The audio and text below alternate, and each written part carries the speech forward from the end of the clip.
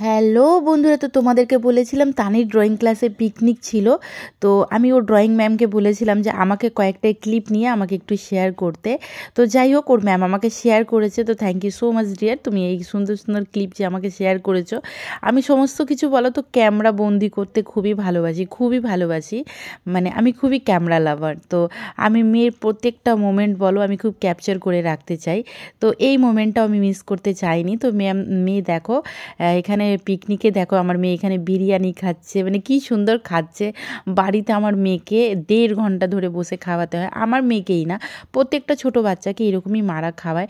তো আমাকেও সেম ওরকমই বাড়িতে খাওয়াতে হয়। বাট ও দেখো পিকনিকে দিব্যি খুব ভালো খেয়েছিল। আর আমি ওর ম্যামকে ফোন করে করে বারে বারে জিজ্ঞেস করছিলাম। ওর ম্যাম যখন খাওয়ালো, মেয়েকে খাওয়া হয়ে গেল, ওর ম্যাম আমাকে কল দিয়ে বললো যে না, তানি খেয়ে নিয়েছে, ভালোভাবে অল্প রাইস খেয়ে নিয়েছে। আমি যে ঠিক আছে।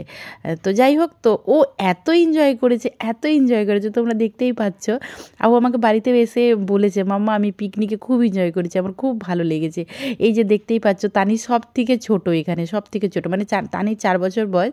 আর তোমরা দেখতেই পাচ্ছ এখানে আশেপাশে যারাই আছে তারা তানি থেকে অনেক বড়।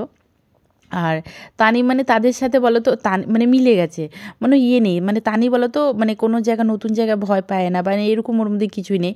ও সবার সাথে মিলে যায়, মানে এরকম একটা ব্যাপার।